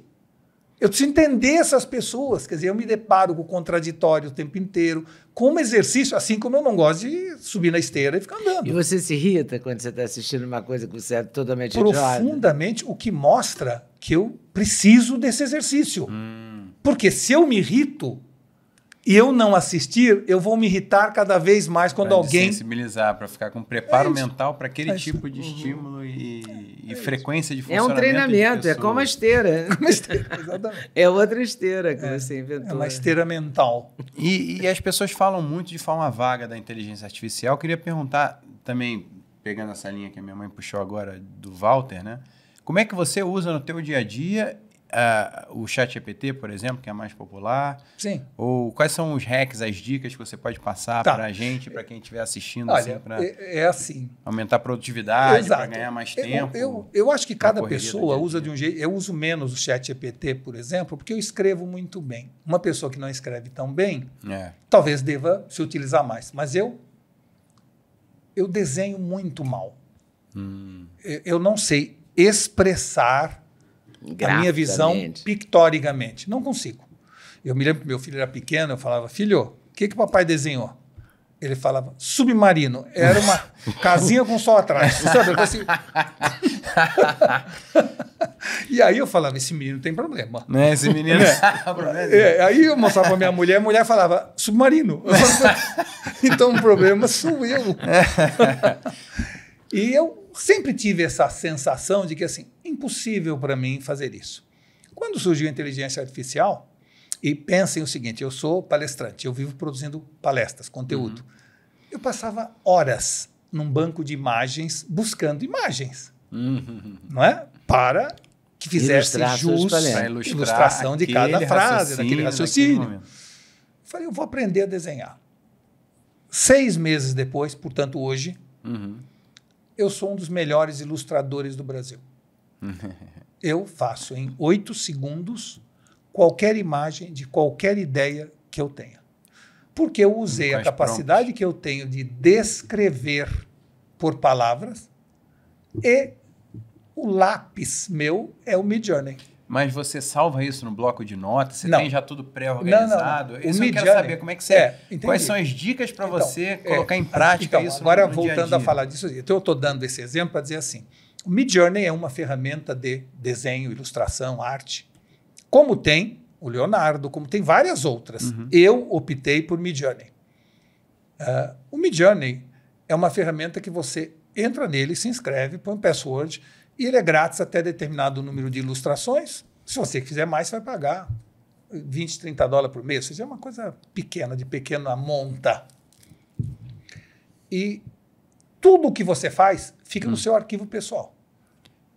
E tem um arquivo, um histórico geral ali. Dos 35 mil ilustrações que eu já fiz em 6 meses, eu tenho todas lá. Eu ponho a palavra-chave. Você é dedicado, né? Quando você fala que é dedicado, você é dedicado mesmo, né? Eu sou porque dedicado. 35 mil em 6 meses... Mas veja, faz a conta aí. A cada 8 segundos eu gero 4. Você tem que entender que não sou eu que sou dedicado, é a ferramenta que é dedicada. A ferramenta é boa, mas você vai lá todo dia conferir. Eu faço tudo, né? E eu hoje gasto, em média, no meu dia a dia, usando o Midjourney, usando o Opus Clip, usando o ChatGPT, eu gasto 15 minutos em coisas que antes eu gastava 4 horas. Ou seja, em média. Então, vamos dizer assim, me sobraram 3 horas e 45 minutos para eu fazer o que eu quiser. Né? E o que você quer? Então, o que você faz com esses 3 horas e 45 minutos? Veja bem, depende muito da... Calma, deixa ele... Eu estou curioso para saber como é que ele usa... Isso, então vou dizer. Mas a pergunta dela é pertinente, que assim, o que eu faço? Depende muito da época. Tem vezes em que eu leio mais, tem vezes em que eu assisto mais série na Netflix, tem vezes que eu vou viajar e ser mais contemplativo. Aí O que eu estou dizendo é o seguinte, depende a inteligência artificial... Fala para a Elaine, pode marcar mais 5 palestras porque eu tô com tempo. Ou trabalhar mais. O médico pode me atender com muito mais cuidado, atenção, carinho, ou pode atender mais paciente. Aí cada um decide o que fazer, vai fazer com o seu tempo. Mas é uma economia de tempo brutal. Então, mas voltando aos hacks. O que eu sugiro? Tem que entrar num lugar chamado iFind. A-I-F-I-N-D-Y. No iFind é uma enciclopédia de inteligência artificial. Lá você tem, 9.000 ferramentas. Você entra lá e vê no diretório ferramentas de desenho, ferramentas de escrever, ferramentas de organizar, ferramentas de assistência virtual, ferramentas de cortar vídeos longos e transformá-los em curtos, ferramentas de dublagem, ferramentas de legendar. Você tem as ferramentas, você escolhe. No meu caso, eu sou um contador, eu quero de gestão financeira. Tem ferramenta de gestão financeira. Você clica lá dentro, abre a ferramenta. Você se inscreve, põe seu password, põe seu e-mail e começa a trabalhar. 90% delas... Vai testando e aprendendo aquela plataforma. 90% delas são grátis ou freemium. Uma parte grátis e depois você paga. Mas o mais interessante é o seguinte, você vai provavelmente ter dificuldade no início. Porque você não fica sabendo direito o que você aperta, como é que você arquiva, como é que você guarda. É a dificuldade. Vai para o YouTube, entra lá e põe assim, tutorial Midjourney. Tem 50 tutoriais de pessoas que já usaram o Midjourney que dão passo a passo o que você deve fazer. Ou de cada aí você problema fica que olhando, você abre 2 telas, uma fica a inteligência artificial, na outra o cara falando para você, você olha e fala assim, deixa eu fazer igual aqui. Consegui, que legal. Gente, estudar. Tem que estudar, não é? Se você quiser ter um curso, vai na Escola do Metaverso, tem lá 5.000 alunos estudando ChatGPT, Midjourney, cursos específicos de cada ferramenta. Mas eu acho que tem hoje tutoriais suficientes para você aprender. Como é que a gente aprendeu a fazer receita? Fazer receita de culinária. Não foi assim? Entra lá, vê como é que faz, vai fazendo. É a mesma coisa, mas o que precisa é ter vontade. Se não tiver vontade, se você tiver medo, se você achar que é complicado... Aliás, a gente tem, pela nossa redução vocabulária, a gente confunde complexo com complicado. Não são sinônimos. A IA é muito complexa, mas não é complicada. Simples. Entendeu? É só você vencer a barreira que, ao chegar, você fala assim, meu Deus do céu, como é simples. É algo simples de irritar. Você fala assim, por que eu não entrei antes? Né? E, outro dado fundamental, quanto mais eu uso, mais ela aprende. Que é diferente de tudo que a gente tinha na nossa vida. Vamos dizer assim, antes da chegada do computador, tudo o que era elétrico e eletrônico, eu sabia o que esperar daquilo o resto da minha vida. Eu comprava um aspirador de pó, eu sabia o que esperar do aspirador de pó o resto da vida. A geladeira, mesma coisa. De repente você compra um iPhone e amanhã ele vira bússola. No dia seguinte, ou seja, quando a gente separou o software do hardware, a gente começou a ter aparelhos que aprendem durante a existência dele na sua relação. Agora nós demos um passo além.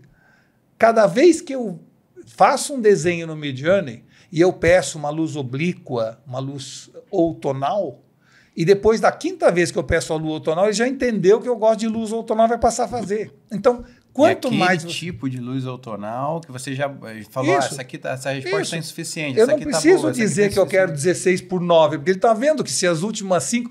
Quando você pega o Waze, ele às vezes não pergunta, você está indo para tal lugar? Porque naquele dia da semana eu fui 3 vezes. Às vezes eu vou no Uber, eu vou clicar no mesmo dia, antes de eu escolher, já está sugerindo o endereço que eu estou indo. Exato. Quando é alguma coisa da rotina. É a mesma coisa com a inteligência. Ele vai aprendendo e vai ficando cada vez mais fácil. Mas então, o ChatGPT, diferente do Midjourney, eu brinco que ele é um português muito culto com Alzheimer. Então ele é muito literal, depois você não quis dizer isso, que acho que talvez seja até essa barreira da linguagem da minha geração para a sua. Ou 4.0. Eu tenho... Não, 4.0 ou 0? Não, 4.0, eu acho. Então você precisa do 4.0, que é melhor. É mais caro. Mas também, além disso, é o seguinte, o 4.0, do lado esquerdo, tem um botão que você aperta e tem 1.500 chat GPTs diferentes, muito os mais. agentes GPT. Os agentes GPT. Então, assim, eu sigo alguns, eu tenho um meu que eu criei para me ajudar nas prospecções de negócio e tal. Veja, novamente, ele às vezes, a gente fala Mas ele não tem essa memória toda de lembrar exatamente. Então, eu tenho que meio que... Eu fiz uma gambiarra, eu meio que salvo no bloco de notas um monte de coisa que eu já... Não, mas está do lado esquerdo, está a lista inteira de tudo que você perguntou, não está?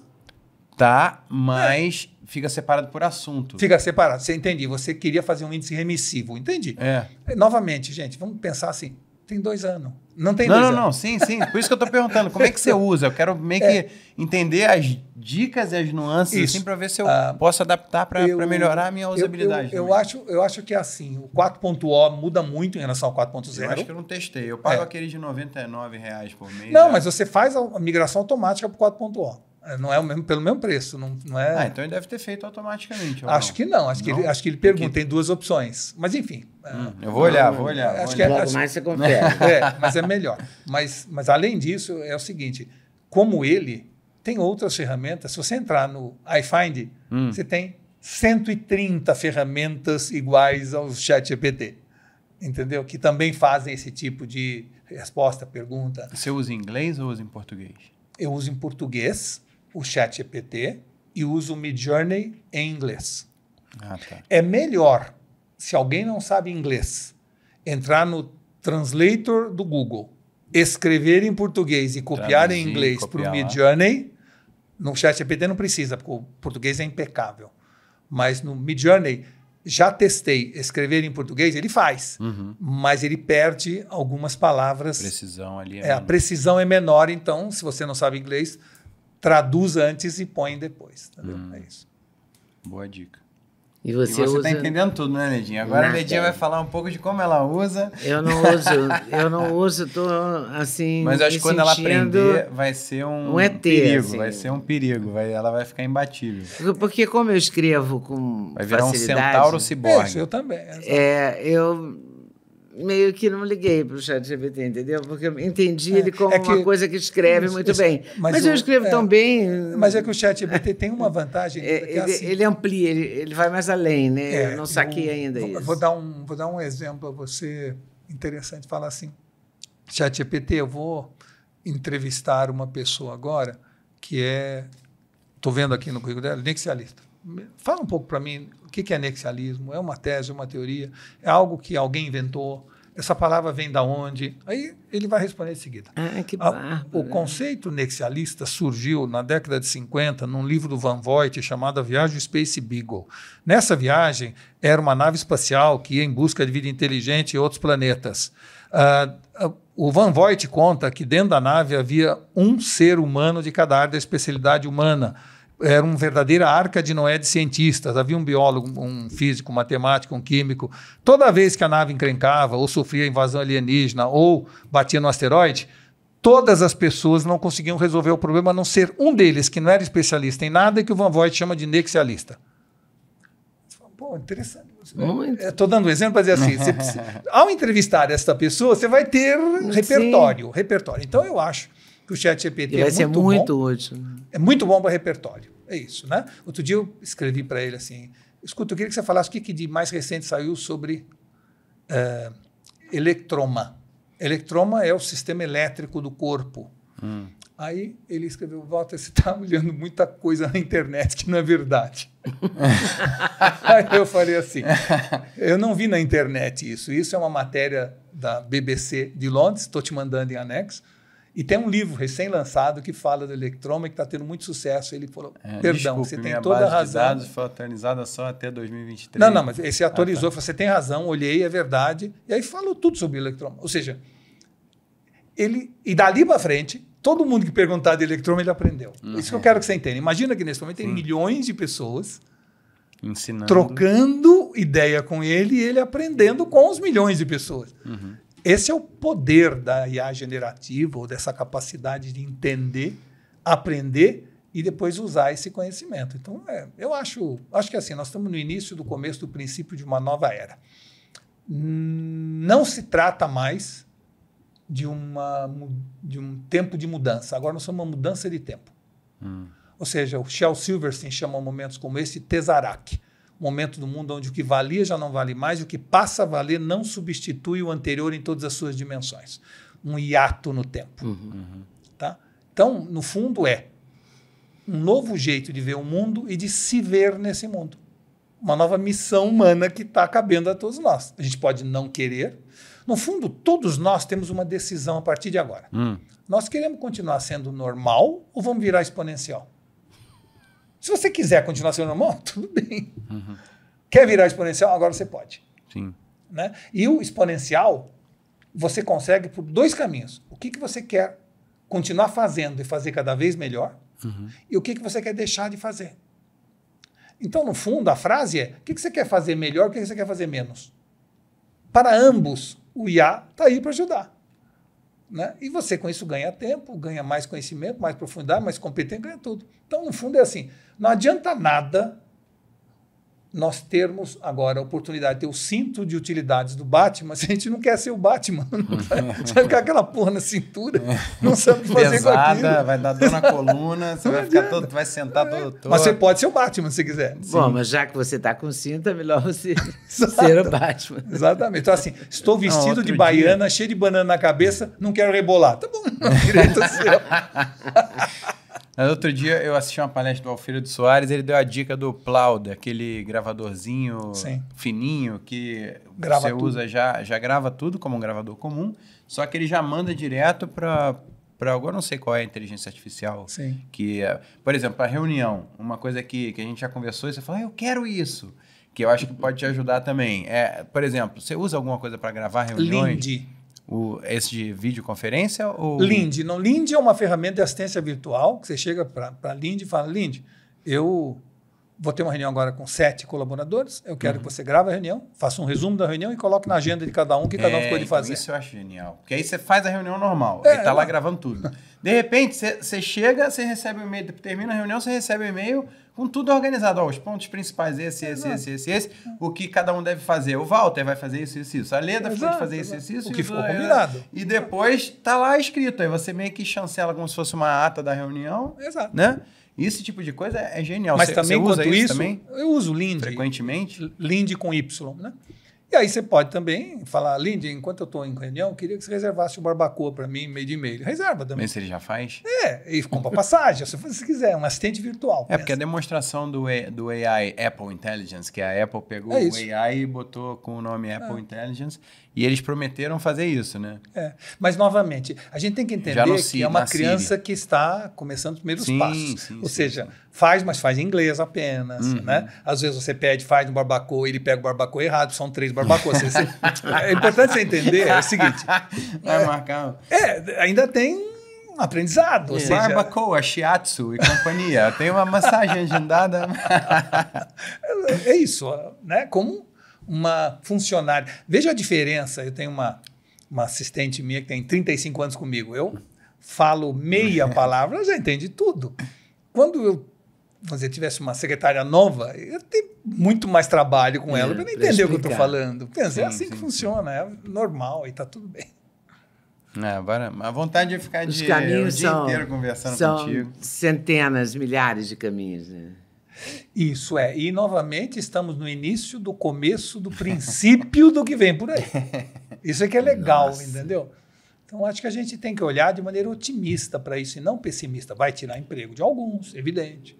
Mas vai abrir milhões de outros empregos. Isso. Veja bem, lembra como eu trabalhava em publicidade e estava havendo uma debacle total da área de produtores de vídeo, porque antes tinha Moviola, o filme tinha que ser editado. Aí veio o vídeo. Você ia para a Moviola com o editor que cortava o filme, né, e emendava naquela maquininha. Era uma especialidade. Então, de repente, foi uma diáspora no mercado de produtoras de vídeo, sobrou gente, não sei o quê.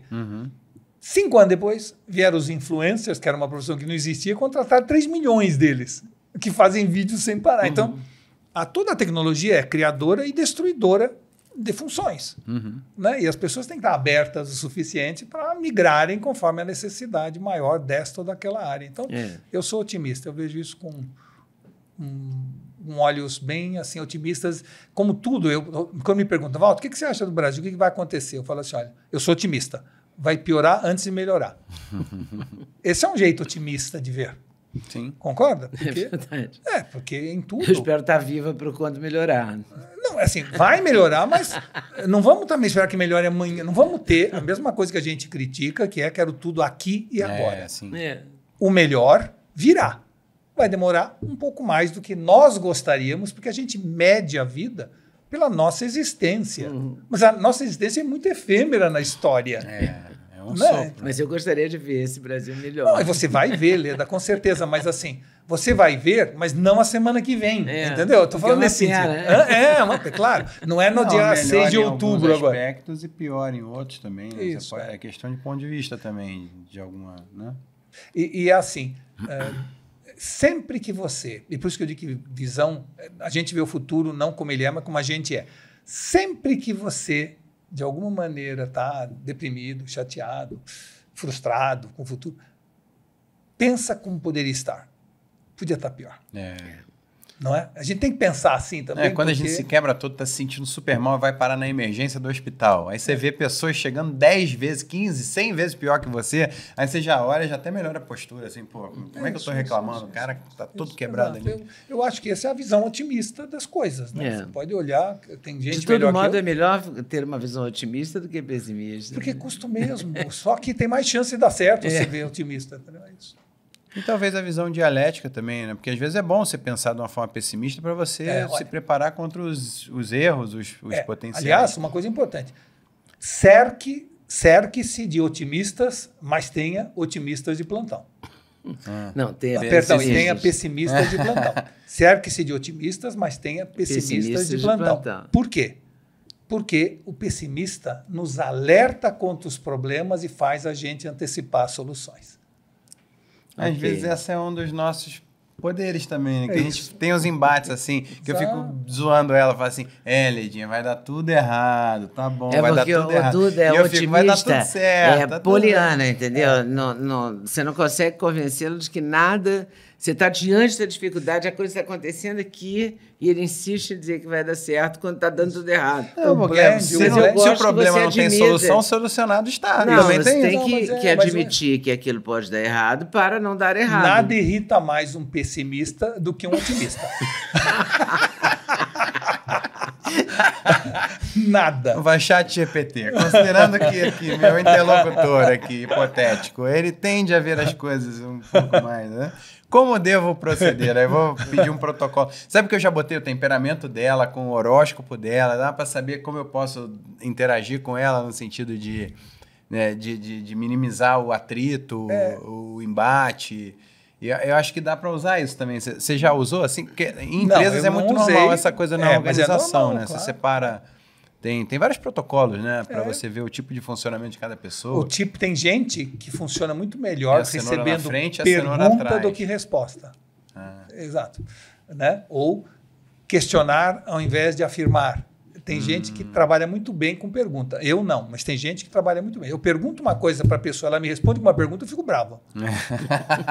Escuta, eu que perguntei antes. Né? E tem gente que funciona muito melhor responder com pergunta. Pode crer. É muito gozado. A vida, olha, a IA é complexa. A vida, o ser humano, é muito complicado. Mas é muito rico também, por outro lado. É muito então, rico. Possibilita várias loucuras. Inclusive, a gente tem que acabar essa entrevista. Não, infelizmente, porque por mim está só começando aqui. Mas quem sabe a gente possa um dia voltar a conversar sobre... Entre uma palestra e outra. Com o maior prazer. Quantas suas horas de voo? O maior prazer. Você deve ter horas de voo, Bessa? Eu tenho. Esse ano, eu já voei de Latam 135 vezes. Nossa! De Latam. Não estou falando do resto, porque Latam é que eu vou mais. Então, dá uma ideia do que está acontecendo, né? É claro que quando eu digo voei, é assim, às vezes um voo, eu fiz 2 escalas. Então, eu estou considerando subida e descida. Isso. Tá. Mas você conta ou foi o... Não, é porque vai acumulando... Não. É porque vai acumulando os... Sim, os pontos ali. Não os pontos, como chamam? Os check-ins. check-in que você tem, na wallet, vai acumulando na wallet. Aí eu olhei e falei, nossa, tá na hora de eu parar de voar. Só por isso que eu... Bom, mas de todo modo foi uma viagem maravilhosa com você. Obrigado. E quais são as novidades? O livro, né? As 10 habilidades essenciais que farão você chegar lá. É o seu mais recente livro. Eu todo ano, né, vou passar um mês esquiando e aí nessa temporada eu escrevo um livro e preparo uma palestra. Eu fiz disso eu diria assim, um regramento na minha vida que me dá bastante ordem, né, para não pular nenhum. Você parece ser um cara metódico, todo ano, né? E todo ano você lança um livro. Eu gero uma tese durante o ano, vou pesquisando essa tese, vou lendo coisas a respeito, vou tomando nota, vou pegando imagens, vou juntando. Aí quando eu chego lá, Lá é onde? Em Beaver Creek, no Colorado. Aí eu escrevo... É sempre o mesmo lugar? É sempre o mesmo lugar. Com sempre a mesma camisa preta. Eu tô com a camisa preta, aliás, em homenagem, porque quando eu te vi sempre com a camisa preta... Você tá sempre com a camisa preta. Você tem quantas camisas pretas você tem? 5.332. Não. É assim, eu tenho 20 camisas pretas e 10 calças. Mas não é camisa preta, eu tenho camisa Calvin Klein. Da mesma marca. Da mesma marca modelo, e calça Levi's 511. É isso. Eu compro assim. E óculos, você tem vários laranjinhas? Tenho vários desses. Comprei 4 ou 5. E todos com haste laranja ou varia a cor? Não, é sempre a mesma coisa. Sempre laranja. É sempre igual. Mas a razão disso é interessante essa pergunta, mas pena que a gente não tem mais tempo. Tem sim. Não tem para você explicar? Tem. Não, mas é assim, eu viajava muito há muito tempo atrás, como se eu não viajasse, mas na época eu viajava muito, e eu comecei a discutir, a aprender problema de imunidade, que eu tinha um problema na família de imunidade, comecei a estudar a imunidade profundamente e tal, e aí descobri que estresse era um dos fatores que mais contribuíam para a baixa da imunidade. E que viajar era o que mais gerava estresse na pessoa, porque ele gera simultaneamente um estresse físico, mental e emocional. Mesmo de férias. Porque viajar tira você da sua zona de conforto, faz você falar outra língua, o fuso horário faz você dormir mal, o seu corpo luta contra bactérias desconhecidas numa luta pela imunidade brutal. Você precisa saber onde você está indo, você tem que estar raciocinando o tempo inteiro, você não usa mais o piloto automático, tem o check-in, tem a Polícia Federal, tem a revista. Então, fora você subir, sei lá, 10 mil metros e ficar na pressão, que por mais que digam que é pressurizado, vê um saco de batata frita como ele está inchado no avião, né? Por causa da pressurização. Então, eu cheguei à conclusão que eu precisava diminuir meu estresse. E um dos fatores estressores era que roupa que eu levo combina com o cinto, combina com a calça, que combina... Eu falei assim, eu vou resolver, tirar esse fator estressor da minha vida, 5 dias, 5 camisas e 3 calças. Ponto. Estava resolvido, eu não precisava pensar mais. Então, desde aquela época, eu passei a me vestir com a mesma roupa, não com a mesma cor, com a mesma roupa. E até hoje eu faço isso, faz, sei lá, 25, 30 anos. E mesmo assim você deve olhar e falar... E a mesma cor tem 20 anos? Não, é assim, a mesma roupa, da mesma cor, da mesma marca há 25 anos. Né? Mesmo assim, por exemplo, essa aqui, eu tenho mais 5 dessas 6 aqui, 6 ou 5 ou 6. Sim. Aí eu olho, só de bater o olho, eu sei que essa aqui tá mais desbotada, porque já lavou mais. Aí e que é mais gostosa, esse é o problema pior. Então, até assim acaba começando a ficar... matizes diferentes. Mas então é assim, foi buscando reduzir o estresse que eu passei a usar a mesma roupa. Eu, como falei para vocês, tem gente que é astronauta, está sempre em busca de novidade, novas terras, novos caminhos. Eu sou endonauta, a minha viagem é interna. Eu sou muito louco internamente, eu preciso estar muito tranquilo por fora para poder viajar. Entendeu? É isso. Que viagem. O cara é uma viagem. Você é uma viagem. É único, sem dúvida. E foi um prazer enorme ter você. Muito obrigada por ter achado um espaço na sua agenda. A sua agenda louca. Um prazer. Para vir aqui vir aqui conversar com a gente, mas também lançar o 10 habilidades essenciais que farão você chegar lá. E tomara que a gente chegue lá. Chegaremos. Vamos chegar, sim, se Deus quiser. Aliás, a todos, temos muitas entrevistas interessantes aqui no podcast Hoje na Agli. A gente sempre está falando sobre continuidade, sobre como a geração pode contribuir com a outra. A gente entrevista normalmente filósofos, pedagogos, médicos. A gente fala muito sobre saúde aqui também, longevidade, qualidade de vida. que mais? Finanças. E futuro. Futuro. Então, fica a dica aí para vocês maratonarem, compartilhem com todo mundo que é curioso e interessado para se tornar interessante. Sempre interessado para se tornar interessante. Se manter interessante, né? Então, outra frase do Walter. Então é isso. Segue acompanhando a gente aqui, espalha a notícia para todo mundo que você acha que pode ficar mais interessante e até a próxima. Até a próxima, se Deus quiser.